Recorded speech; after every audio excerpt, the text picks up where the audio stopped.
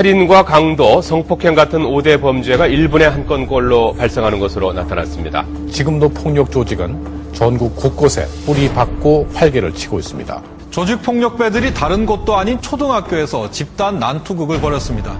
이 무법천지를 방불케 하는 당시 상황이 CCTV에 그대로 잡혔습니다. 대전 지역을 무대로 활동하던 폭력 조직원들이 집단 폭력과 보복 폭행을 일삼았고 거리에서 난투극을 벌이며 시민을 위협했습니다.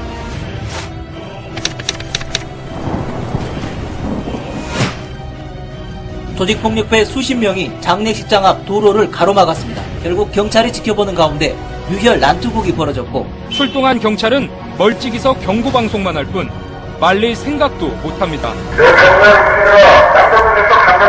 호텔 카지노 경영권 다툼에 폭력 조직이 동원된 겁니다. 경찰관이 현장에 있었지만 속수무책이었습니다.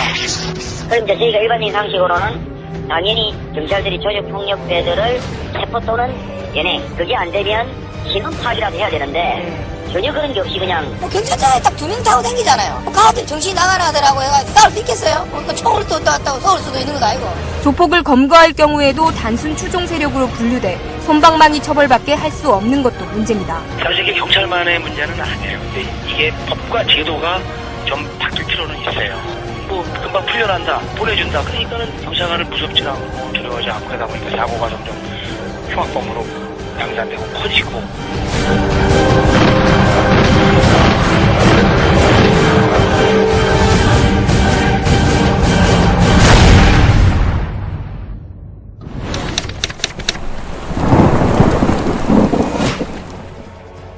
현재 국내에서 활동 중인 외국인 폭력 조직은 14개 나라 65개 파, 조직원만 5천여 명에 이르는 것으로 알려졌습니다. 지난달엔 스리랑카인 조직원 25명이 흉기를 휘두르며 난투극을 벌여 태국 조직폭력배 출신인 이 사람이 한국에 들어와 폭력 조직을 조직해 무리 가운데 있던 한 남성이 갑자기 들고 있던 쇼핑백에서 흉기를 꺼내 다른 남성에게 달려듭니다. 동북 삼성 출신으로 구성된 조선족 조폭들이 마 씨의 이권을 빼앗기 위해 습격한 겁니다. 우리나라 중년 남성이 중국 최대 폭력 조직인 흑사회에 붙잡혀 2달간 감금과 폭행을 당해오다 경찰에 구출됐습니다. 흑사회는 몇 년 됐어. 걔네들이 사실은 무서운 거야. 그냥 공항 가서 비행기 타면 그뿐이야. ソウル市内の地下鉄駅の入り口、男性が中国人の男2人に激しい暴行を受け殺害される事件がありました。 사람을 살해하고 국내로 미입국한 흉악범이 버젓이 한국 국적을 얻어 살다가 경찰에 붙잡혔습니다.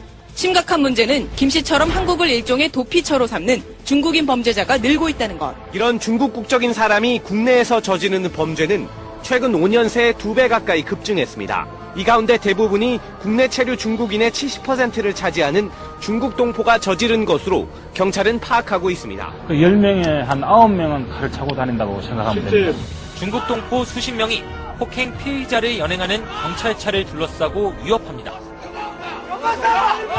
이제 우리나라 주민이 신고를 100차가 오면 100차에 한 100여 명이 둘러싸고 100차가 나가지. 우리 직원도 실제 겁을 먹고 현장에 나가지를 못해요. 한마디 하면 많이 죽어요. 칼 들어오지. 여러 명 죽었잖아요. 수두룩 죽었어. 중국 동포에 의한 살인사건이 또 일어났습니다. 여행용 가방을 든 한 남성이 아파트 엘리베이터 안으로 들어옵니다. 겉으론 멀쩡해 보이지만 양손에 피가 흥건합니다. 정신의 강씨가 자초한 일이라며 죄책감을 느끼지 않는다고 말했습니다.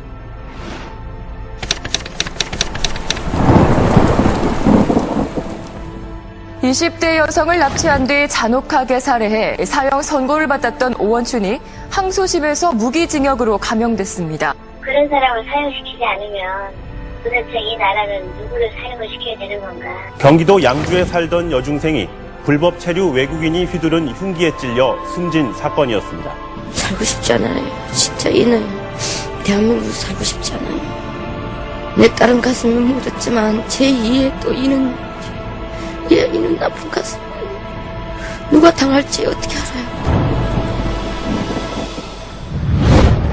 자기 가족들을 죽였던 사람들을 다시 사형에 처하는 것보다는 우리 사회가 그들을 보듬어 안고 또한 그들과 함께 살아갈 수 있는 방법들을 고민하는 것이 한국의 시민들이 그분들한테 빚지고 있고 신세지고 있는 것도 많아요.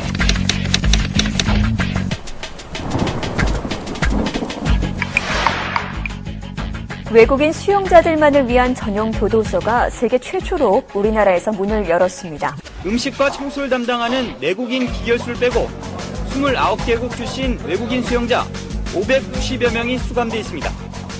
이들은 원예와 배관 기술 등 직업 훈련은 기본이고 본인만 원한다면 한글과 한국 문화를 배울 수도 있습니다.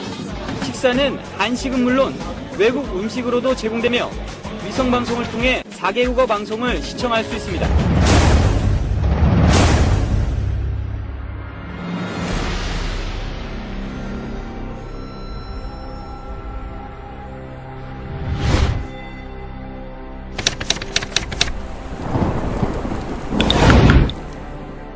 돈을 뺏고 신체 포기 각서까지 요구한 일당이 경찰에 붙잡혔습니다. 갖은 협박을 견디다 못한 채무자가 스스로 목숨을 끊기도 했습니다. 조직폭력배인 정 씨는 돈을 갚을 능력이 없으면 가족들의 장기를 팔아 돈을 갚으라고 협박해 인터넷을 통해 불법 장기 매매를 알선한 조직과 매매자들이 무더기로 경찰에 적발됐습니다. 8명으로부터 4건의 장기 매매를 알선해주고 1억 3천만 원을 챙겼습니다. 수백억 원어치의 마약을 국내로 들여와 유통시킨 폭력 조직들이 검찰에 무더기로 적발됐습니다. 흑사회라 불리는 중국 조폭들이 국내 조폭과 손을 잡고 마약 장사를 벌이다 적발됐습니다. 조직폭력배를 동원해 사업가를 납치 암매장한 일당들이 붙잡혔습니다. 충북 청원의 야산에 암매장해 실종으로 위장하려 하기도 했습니다. 조직폭력배들이 고등학교 후배들을 자신들의 조직에 가입시켜 관리해오다 경찰에 적발됐습니다. 중고등학교 일진 출신들로 구성된 신흥 조직폭력배가 검거됐습니다. 성인 폭력배들은 고교생이나 퇴학생을 조직원으로 영입했고 조직행동 강령 등을 교육시키며 조직원으로 키워왔던 것으로 드러났습니다. 유흥가를 단속했는데 미성년 접대부가 200명 넘게 적발됐습니다. 배후에는 조직폭력배가 있었습니다. 성폭행당한 14살짜리 중학생은 경찰에 신고조차 못했습니다. 무슨 피해 당했어요? 근데 왜 신고를 안 한 거예요? 연예인을 시켜주겠다면서 젊은 여성들에게 성범죄를 저지른 일당이 또 붙잡혔습니다. 이번 사건에 연루된 성폭행 피의자는 조폭 장 씨를 포함해 모두 4명으로 들었습니다. 아이돌 그룹 멤버들에게 연습생들을 성폭행하라고 지시한 뒤 CCTV로 지켜보기도 한 것으로 드러났습니다. 고의로 사고를 낸 뒤 보험금을 타낸 조직폭력배들이 적발됐습니다. 가짜 석유를 팔아온 폭력 조직이 검찰에 붙잡혔습니다. 조직폭력배가 보이스피싱에까지 손을 뻗치고 있습니다. 서민들의 생계를 위협하고 폭력을 행사하는 조폭들이 단속의 사각지대에서 활개를 치고 있습니다. 지난 연말 대전의 한 식당에서 기분 나쁘다는 이유로 시민을 무차별 폭행해 전치 5주의 중상을 입혔습니다. 건장한 남성 서너 명이 고속도로 휴게소에서 노점 상인을 폭행합니다. 자릿세를 뜯고 신고라도 하면 가차없는 보복이 가해집니다. 달달이 걷어서 상납을 해야지만이 우리가 편하게 장사를 할 수 있었으니까. 가슴 두근두근하고 다리가 막 떨리고 했지. 또 그럴까봐. 방에서 누군가 끌어내더니 야구방망이를 휘두르며 마구 때립니다.